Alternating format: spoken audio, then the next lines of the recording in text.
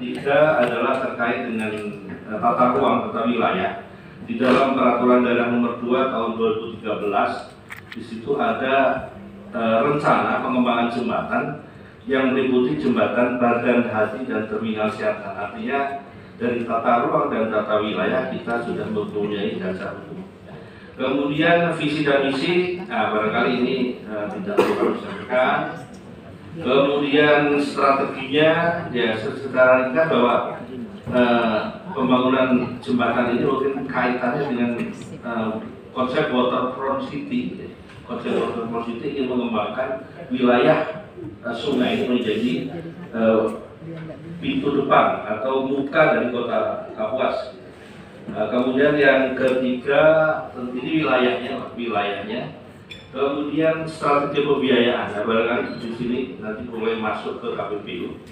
Kita tahu bahwa pemerintah daerah dihadapkan pada persoalan terbatasnya anggaran. Oleh karena itu, salah satu alternatif pembiayaan yang mungkin bisa dijajaki pada saat ini dan masa depan adalah ada kerjasama pemerintah dengan badan usaha yang disikat dengan KPBU. Kemudian apa itu KPBU? KPBU di sini adalah kerjasama antara pemerintah dengan badan usaha dalam penyediaan infrastruktur untuk kepentingan umum, mengacu kepada spesifikasi yang telah ditetapkan sebelumnya oleh menteri atau lembaga atau kepala daerah BUMN dan BUMD. Sebagian atau seluruhnya menjadi sumber daya badan usaha dengan pembagian risiko di antara pihak. Manfaat skema KPBU yang pertama dari aspek transfer of knowledge, kemudian dari project delivery, di mana KPBU ini tidak termasuk dalam konsep multi-use. Jadi project delivery-nya ini tetap tidak tergantung pada PBD. Kemudian ada risiko sharing antara pemerintah dengan badan usaha, kemudian potensi investasi. Landasan hukumnya semuanya sudah lengkap, mulai dari Peraturan Menteri Pembangunan Perencanaan Nasional Nomor 4 Tahun 2015 yang diperbarui Nomor 2 Tahun 2020. Semuanya landasannya adalah Perpres Nomor 38 Tahun 2015. Turunannya adalah Peraturan Menteri PPN, kemudian Kepala LKPP berkaitan dengan pengadaan barang dan jasa, kemudian tentang pembayaran ketersediaan layanan itu dari Menteri Keuangan, kemudian juga ada Menteri Dalam Negeri. Kemudian apabila badan usaha itu memerlukan penjaminan dan segala macam, ada Peraturan Menteri Keuangan dan dukungan pemerintah, ada PMK nomor 17. Artinya dari aspek perundang-undangan dasarnya sudah cukup lengkap. Namun demikian kita tetap melihat peraturan-peraturan yang ada. Sambil contoh misalnya kalau tentang jalan kita harus berbicara tentang landasannya adalah Undang-Undang Nomor 2 Tahun 2022 tentang jalan. Secara ringkas saya sampaikan pengorganisasinya dalam pelaksanaan tahapan KPBU. Yang pertama adalah ada yang namanya PJDK, penanggung jawab pelaksanaan. Tunggu Bapak nanti jangan Pak. Ini adalah menteri atau kepala lembaga atau kepala daerah atau yang dilimpahkan oleh pejabat yang menjadi PJDK tadi. Kemudian ada yang namanya simpul KPBU. Simpul KPBU adalah suatu lembaga atau suatu panitia ad hoc yang berfungsi sebagai perencanaan, kemudian koordinasi, sinkronisasi, evaluasi, monitoring dan evaluasi. Kemudian ada yang namanya tim KPBU. Tim KPBU ini adalah berasal dari lembaga teknis.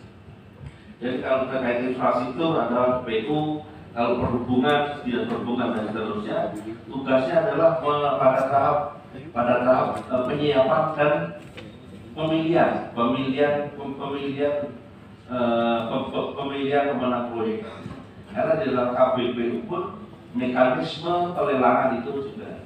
Kemudian juga ada yang namanya panitia pengadaan. Jadi simpul KPBU, tim KPBU dan panitia pengadaan itu adalah tim ad hoc atau yang mesti ada ditutup. Bapak Ibu sekalian, sekarang ada dua jenis KPBU. Yang pertama adalah KPBU atas prakarsa pemerintah atau solicited, di mana dalam proyek KPBU ini semua persiapan baik FS kemudian persiapan sosial marketing segala macam itu disiapkan oleh pemerintah.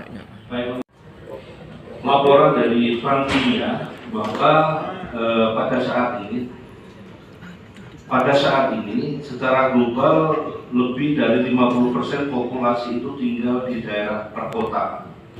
Kemudian diperkirakan ke depannya tahun 45 populasi perkotaan dunia akan meningkat 1,5 kali lipat menjadi 6 miliar orang, sehingga ini menjadi masalah dan tantangan.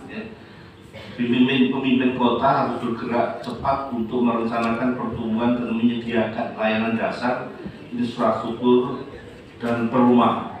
Jadi kota menjadi harapan masa depan. Latar belakang kedua adalah situasi yang beberapa tahun terakhir kita lalui. Yang pertama adalah gambaran jembatan kita, ya jembatan Kapuas 1, terutama pada pagi, kemudian sore hari, dan pada hari-hari tertentu kita melihat gambaran masyarakat kita yang sangat luar biasa ketika akan menuju ke titik Pontianak Timur dan Pontianak Utara dan sebaliknya. Fasilitas kita, prasarana yang ada, tambahan kita berupa ferry dan penyeberangan yang pada saat-saat tertentu juga menunjukkan kepadatan yang luar biasa. Nah, selain itu ada juga angkutan barang dan orang harus melalui jembatan Kapuas 2 yang ada di wilayah Buburaya, dan itu tingkat kepadatannya juga kurang lebih.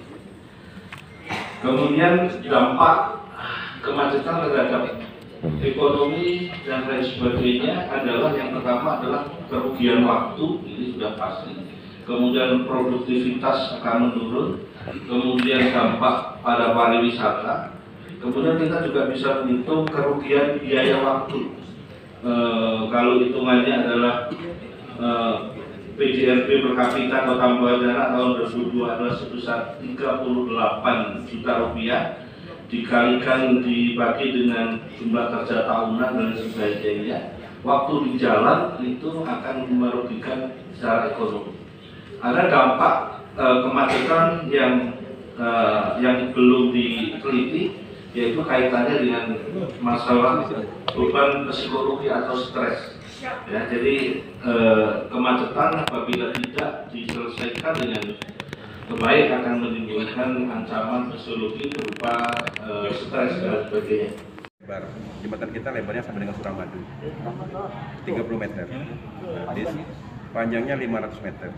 Nah, ditambah sama ada U-turn itu, jadi putar balik itu mengatasi kemacetan dari sebelah Siantan dan sebelah Bardan.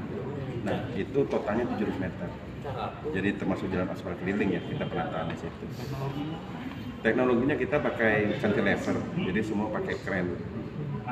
Jadi naik itu tinggal pakai kren, diangkat langsung dipasang, baru nanti di aspal di atas. Tentu umur jembatan lebih bagus lah, 100 tahun. Tadi nggak salah 50.000 ya Pak? 50.000 itu trailer. Kalau motor itu 5.000. Motor 5.000, kalau roda 4? Mobil itu masalah 30.000 ya, 30 ke 25.000 gitu. Itu untuk sekali lintasan atau? Iya pasti, sekali lewat. Karena kan kita memotong waktu tempuh yang cukup lama. Kalau malam ini kan misalnya kita mau nyebrang ke sana yang seharusnya 15 menit sudah sampai, kita sampai 1 jam, 2 jam, kalau macam kota bisa 3 jam. Oke Pak, ini clear ya bahwa anggaran pembiayaan ini bukan berasal dari investor lain sebagaimana diberitakan. Nah, ini skema pembiayaan nanti itu bagaimana kemudian dibebankan untuk pengendara, tarifnya berapa untuk motor, mobil, kendaraan roda 6 dan lain sebagainya sesuai perencanaan PT Rahmat Ilahi. Itu kita clear ya tentang pembiayaan semua dari investor. Karena sesuai aturan, jadi kita tidak boleh monopoli. Investornya Indonesia, orang kita semua, teman-teman kita di Jakarta, konsorsium saya di Jakarta. Jadi memang kita juga melibatkan Bank Kalbar